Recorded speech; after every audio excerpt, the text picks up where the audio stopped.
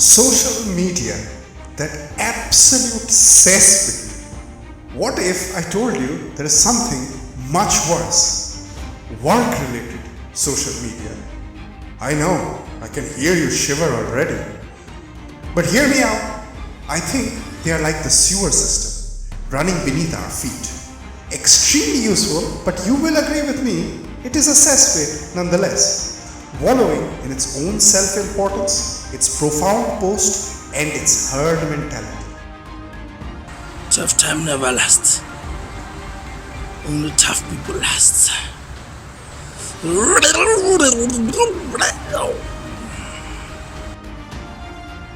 I go there myself from time to time, like a connoisseur of cheap goods, to steal my humorless jokes and, of course, to get ideas for my mediocre content. But there it was. I saw it and it made me shudder. Think outside the box. I need to think outside the box. And then it came to me. I need to find a box, then get out of it and think. Simple. But what looks like a box in Attila? Ah, yes, a fort.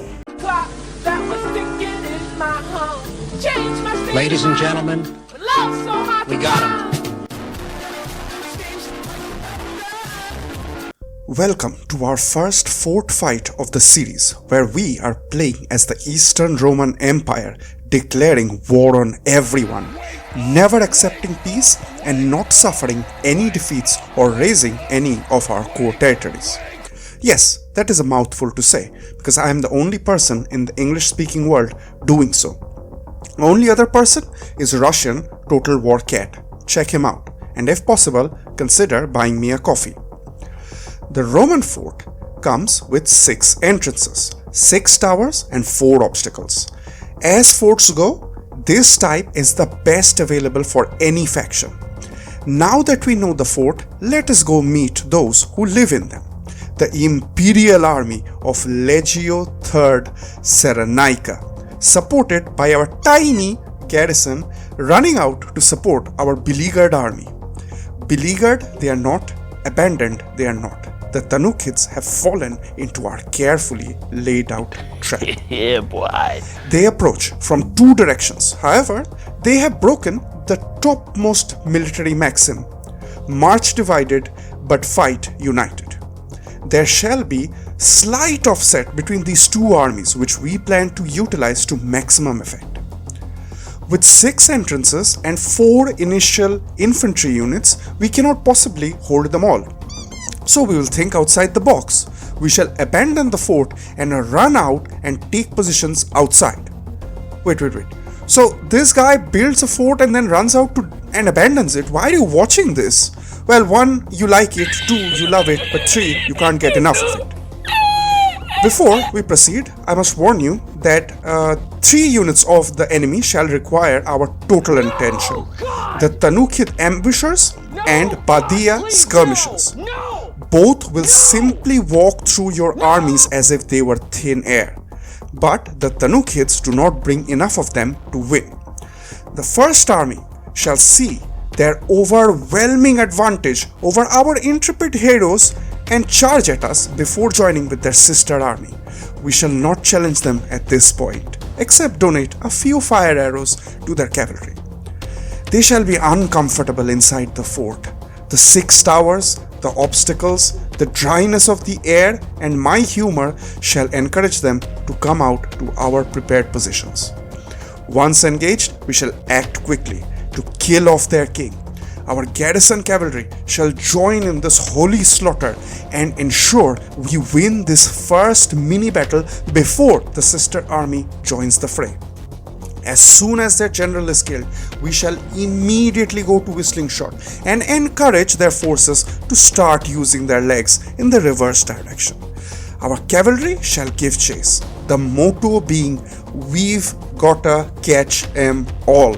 Not 1 unit of this army can survive. We have to clean wipe 1 of the Tanukid stacks from the map and then kill off the second remaining stack in the beginning of the next turn to successfully eliminate them. Else they will run off into the desert with our hopes and dreams. While these unholy, uninvited guests are being served cold revenge, their second army shall have entered the fort. They are force marching, so shall arrive exhausted, thus giving us the slight edge we require to win in addition to our dashing good looks. They shall come at us with fury, but what good is a warrior who charges when out of breath? We shall hide from their skirmishers behind our fort walls, use any means available to kill their general. Our cavalry, having finished the mop-up, shall arrive to help. The field shall be littered with dead desert tribesmen. A glorious sight. The sun setting, revenge on the tips of my fingers. We shall chase them into the sunset to obtain this glorious image. Faction eliminated, the new kids.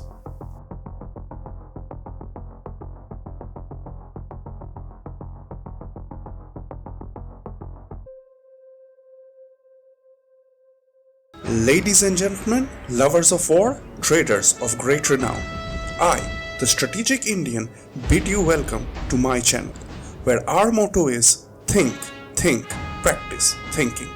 If you like the content, please do not forget to like and subscribe.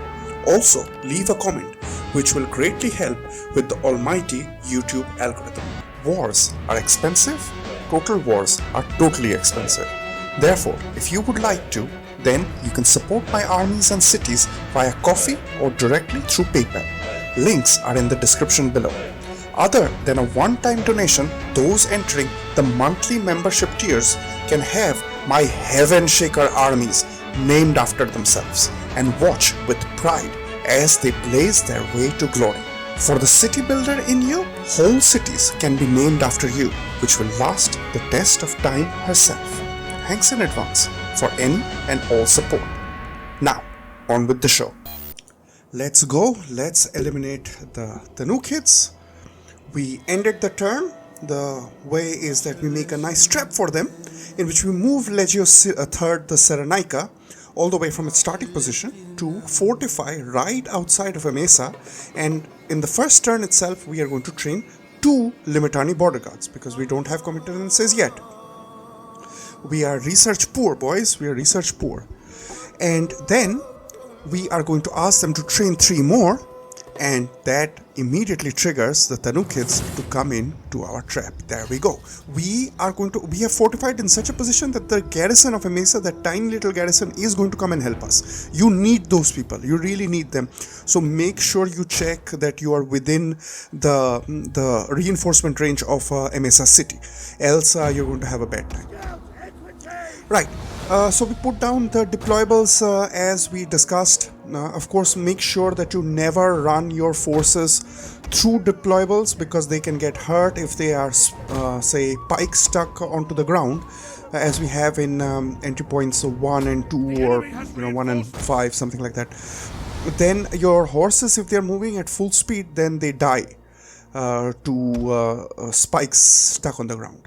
Infantry, when they move through these sharp stones on the ground, which is another kind of obstacle, then they take damage, but I've never seen anybody actually getting killed. I know they move a bit slower. But right, let's continue thinking right out of the box. Let's go full LinkedIn. Let's understand the benefits of social media, because if they're saying it and it's on the internet, it must be true.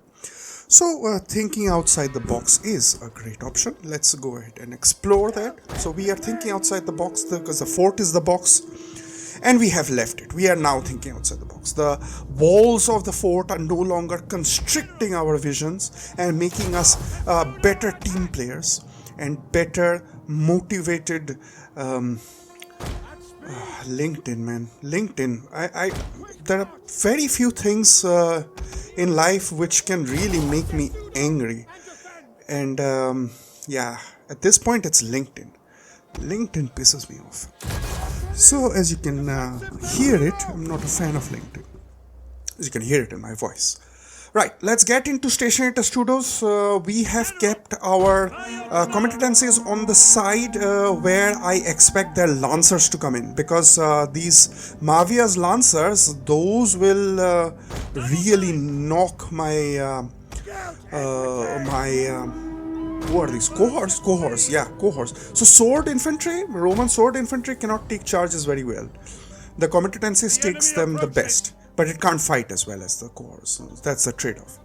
So always place them in the way that you see beneficial. And of course, this will be a very, very tough fight. This is not easy, guys. So you might have to do it a couple of times to get it. The trick is that at least one army has to be destroyed completely, no exceptions. If you can't do that, reload, try again. Because what's going to happen then is that you have two armies who have come in from two different directions. So they are going to fuck off to the different directions. And that is going to be problematic for you because oh, let's enjoy this. Their horses are coming through these pikes, and there we go. Some of them died. And our pikes also get broken because, yeah, I wished only the horses ran at the pikes, but some of these guys came through. These Tanukid pikes also helped. So this infantry came through the pikes, so the horses did not get smashed against those wooden sticks as much. Wooden sticks, that's the term I was looking for, not spikes, wooden sticks. Right, there Mavia's Lancer came in for a full charge, so I gave a little bit of a buff from my general, but they didn't come in for the charge, so that's fantastic for me because that is a very, very dangerous charge. Here I can see that the general is very near to my cohorts and they can throw some projectiles, but I won't open them up to throw projectiles. That is because they're going to charge. As soon as you break the testudo, they are going to charge. So I'm going to charge them, and I'm also going to charge their Tanukid pikes. There on the right hand side, you can clearly see that their Tanukid ambushers have touched our comitatency line, and immediately that line is dissolving. So I have to move my general in. That is how dangerous these Tanukid ambushers are. It's very difficult to get them while you play as the Tanukids as a horde, because you really want to keep yourself very cavalry heavy, almost entirely cavalry. You do not want to get into too much infantry. So you see our Limitani border guard is already running. For a few seconds, these Tanukid ambushers touched my troops. That's it. They just came out there, reached out, and they just dissolved them. So I'm trying to reposition my Sagittarii currently because I want to fire from a direction where I can hit their general. So it's a bit difficult for me because those Sagittarii were in the middle, whereby they would be firing at the backs of my own cohorts, and that's bad. Because remember that in Attila, friendly fire is a real thing. So one of the desert pikes have dissolved. These Tanukid pikes have dissolved. So I'm checking to see if they are below 10 people, because I cannot afford any troops from this army to run away. And the hardest people to get are going to be the cavalry. So even if you fight the battle very well, there are chances that some of their cavalry runs away. So it's in your interest that whenever you are engaging their cavalry, try to make them fight melee with your boys for as long as possible. So that they can get reduced, because those horses run much faster than your horses. They are lancers. They're not heavy lancers, so they're pretty fast. Here goes our scout equities are going out. These are the army scout equities. The garrison scout equities is on the side with the fight on the right flank. We are continuing firing and pouring murderous fire. Our Sagittarii have gone to precision shot. Let's go, boys. Precision shot. Let's hope that we can kill their general. I'm going to throw the cohorts in. There are fire shots coming in. The accompanying unit of that army is wavering. I'm going to reposition my... Look at that fire go. Look at that. That's a whole forest of breathing fire. There are dragons who have opened up at this Tanukid boss. This big boss that they have brought in. It's a matter of seconds now. Let's see when we will be able to kill their general.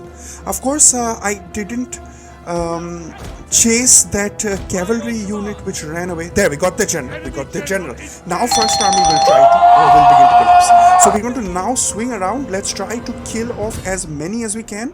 We will also have to preserve our ammunition, and it's very, very important at this stage to only kill off their cavalry below 10, because I shall be able to capture their infantry which are running away. So the skirmishers, anything on foot, I'll be able to catch. But if you see that there are certain number of horses which are running away, you have a few shots to spare, just donate it to the cavalry. Move your cavalry. So right flank, I'm immediately moving my cavalry so that I can catch that unit of Mavia's lancers or whatever they have.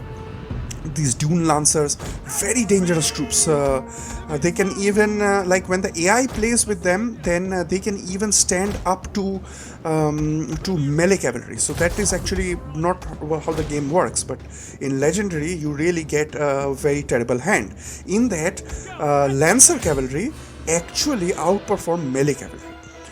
Your early melee cavalry, not later ones. But if you are playing as the Tanu kids, then you shan't be able to do that. So if you take your lancers and charge into, say, some of the Sassanid lancers, which are what are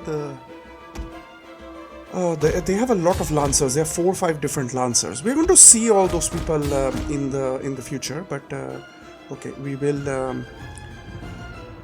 get there.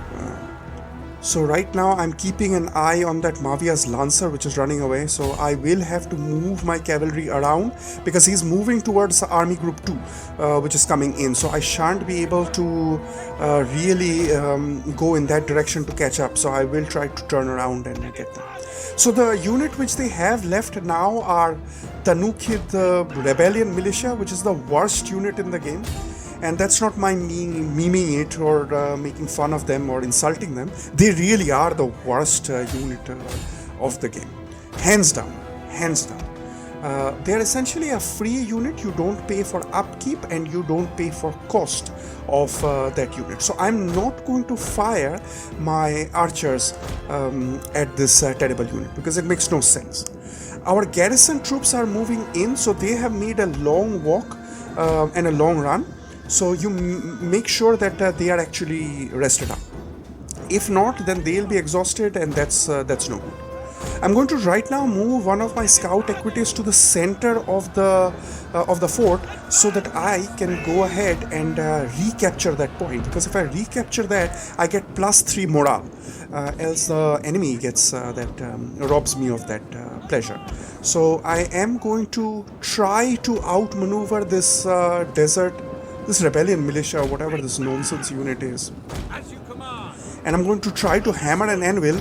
See, my horses almost walked into that terrible rebellion militia. So make sure you make your boxes perfect. So now we're going to hammer an anvil there, this desert pike unit, while making sure that the pikes are facing the opposite direction. So always be ready to pull off charges and wait for it till the last moment. This entire time I think I made one mistake that I forgot to turn off fire at will of my archers, so some of my shots were wasted on the rebellion militia. The rebellion militia actually went ahead and did the job which is correct for them, which is essentially be cannon fodder. There, the first army is completely folded, so we right now have to reform again. We have to quickly reform because the second army is now coming in. We have lost a few shots of arrows, and now I'm going to move my cavalry behind my Limitani border guards, and then I'm going to testudo up. The reason for that is if these cavalry which are coming in very hard and fast,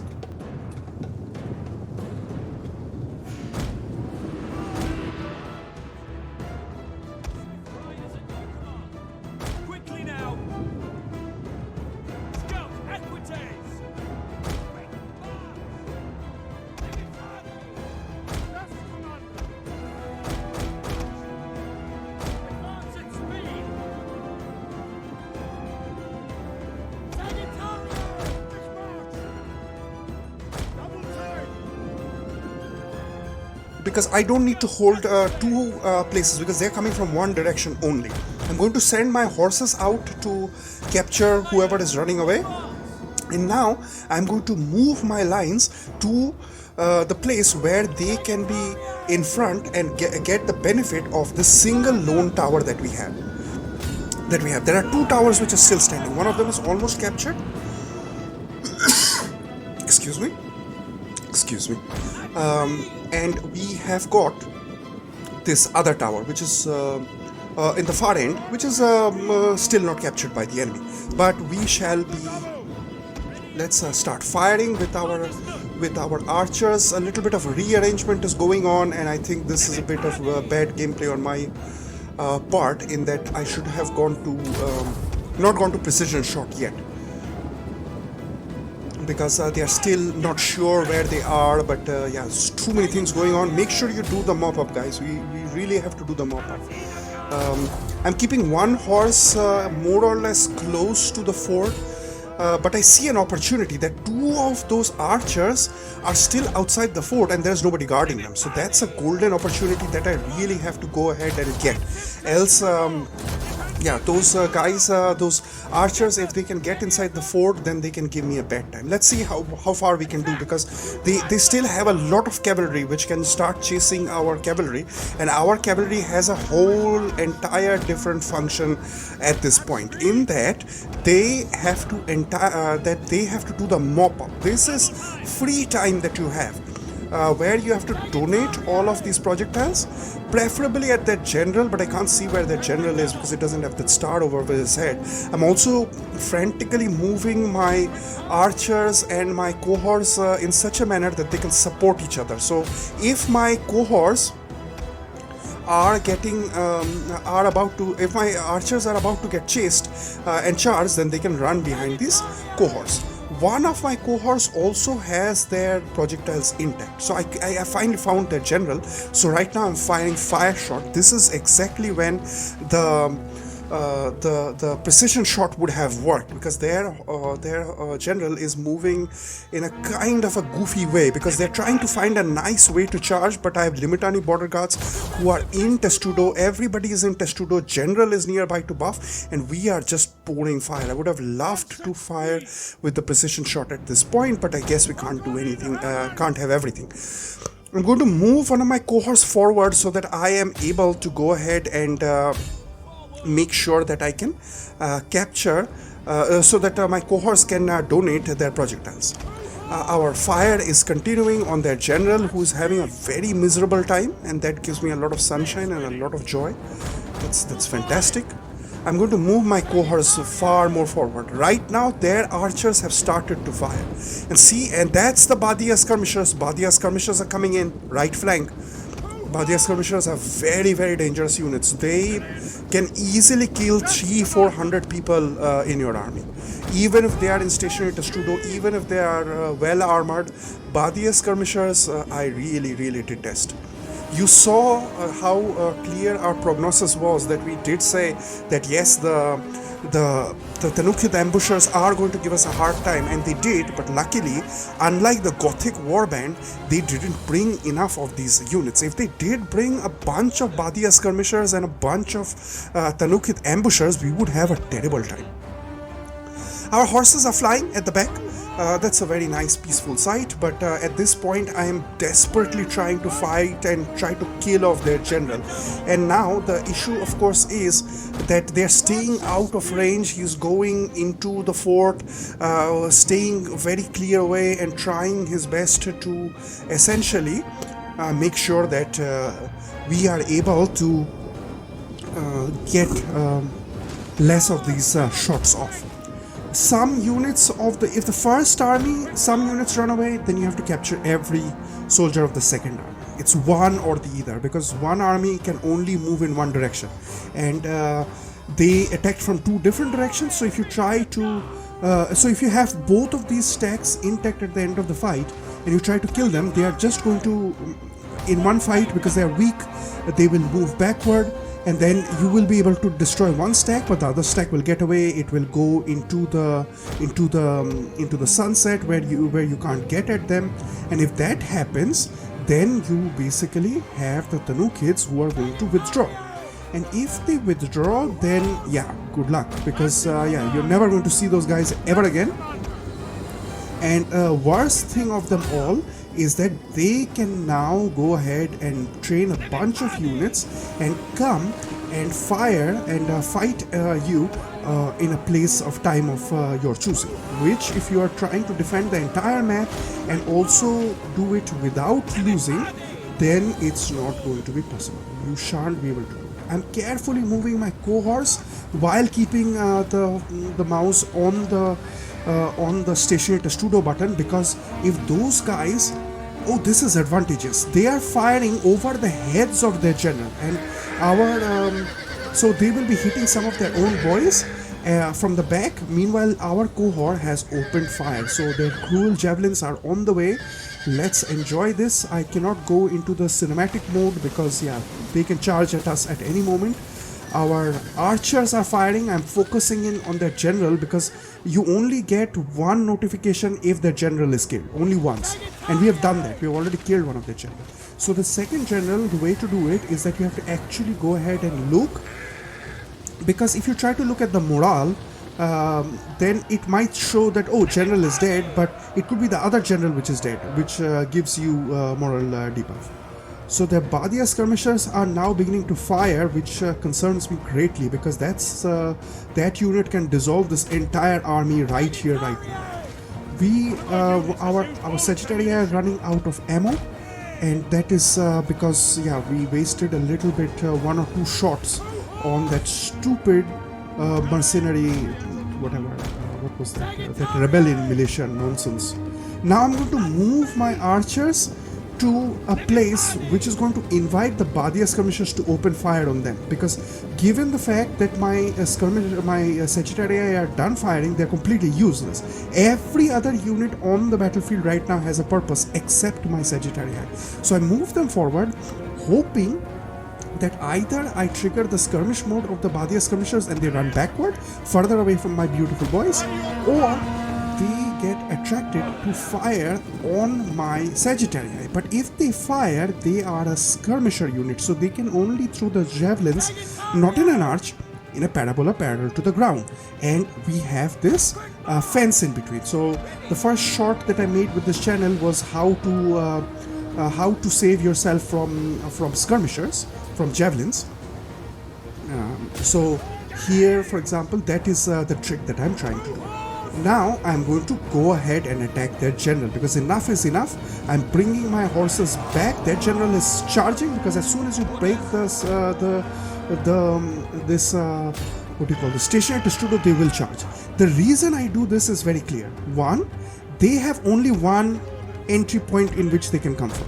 The second entry point, probably I will put something to go ahead and block, because the second army does not have good infantry. It has almost no infantry. All the infantry was in the first army, that's gone. But this guy can only come through here, and if I block this point, then those Badia skirmishers, if they are trying to throw their javelins, they are going to hit their own general in the back. So his general is getting hit, their general is getting hit by their own boys. So that is why I moved in and plugged this gap.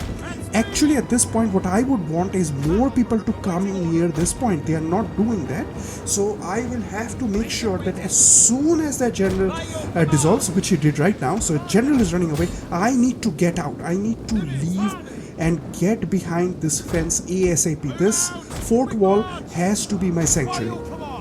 The archers are firing with a vengeance, so I'm going to have to move very quickly and get into stationary testudo. I'm going to move my Sagittaria forward a little bit so that I can trigger their skirmish ability, and then they move backward. So that gives my infantry a little bit of time to run away, because if those skirmishers opened fire, that would have been GG for 3 units of infantry which were in the front right there. They are not getting out of the fort despite my best coaxing of them. I'm keeping my general forward, hoping that they come in, and then I move the general away. They're not doing it. I'm going to move one infantry preferably our limit army border guards very close to the entry point so that they can get enticed. Yes, some dune lancer, some idiot unit has come out, so they are enticed by our Sagittaria. At this point I don't care about my Sagittaria. I really don't. I really can't afford to do that. They will have to basically heal themselves over time because we are still in friendly territory. We are not in a position to cross over. I'm moving my Sagittaria out as best as I can, but whichever Mahdia's Lancer came forward has now been arrested by our limit army border guards, who are going to make short work of these Arabic horses. These beautiful horses are not going to see the light of day. That is in short. They took the bait. They came out for our Sagittaria, but yeah, we are now closing in, and they are going to fold rather quickly. Because the reason for that is that general is probably dead at this point, and they are essentially just firing at themselves. They are making a complete mockery out of themselves, and they have a huge amount of projectile units at this point. More projectile units than I can even hopefully corral and fight with my own 2 units of scout equities. Our general is coming under murderous fire, so I will have to do something that I don't like to do. Is I'm going to charge their projectiles. We have got enough troops, even if they have got low troop numbers. If we start chasing their units, their projectile units, then they shan't be able to fire in peace. I'm moving my general away. This is very dangerous because he has his back turned towards them, and that is why I now move in all of my infantry to just start chasing. They can't be fighting for too long. They have rebellion militia left. I have zero respect for that unit. Zero. None whatsoever. At all. Unless, sometimes they can give you a hard time in that. Sometimes they can if they really come with a lot, and if you have a garrison of say two units, then you shan't be able to fight against 20 units of a rebellion militia, right? So other than that, but that's why we are doing this in such a critically thought out manner. This is very, very careful thought out. So I hope you are really enjoying this total war. My horses are coming in. They are chasing their fugitive horses. I'm now splitting up my infantry so that I can go ahead and hit their rebellion militia in the flanks. I'm also trying to make sure that I catch on these Badia skirmishers with my cohorts, because Badia skirmishers can more or less fight. They can fight for a little while, and I think that unit scares your troops. Not sure. Tanukhed ambushers, I know they scare your troops. There we go. They fold. We got them, boys. We got them. There we go. Glorious victory. So this will be a big victory. I don't care. The point is that we are going to make sure that one army is scaled off completely. So let's see if that happens. So there we go. The second army, which was force marched, has been killed off. It's very difficult to catch everybody from the first army because the second army's fight is still to be done. And now the turn will continue, right? So what I'm going to do right now is, this is the future. We have continued our turn, and the sole remaining Tanukhed guy moves back. Cue sad violin music, and we are now going to end the game of the Tanukheds. Look at them right next to this beautiful Orontes river. We are going to go after them. The river shall turn red with Tanukhed blood, the blood of our enemies. Our empire is growing. Our enemies are shrinking. Our borders are constant, and they shall be defended till the end of time. This is Total War with the Western Roman Empire, and I am the strategic Indian who is making this thing happen. Let us enjoy, let us savor this moment, this beautiful trap that we laid out. Let us take it all in. Let us go and look at this glorious screen. This has been the Strategic Indian, signing out.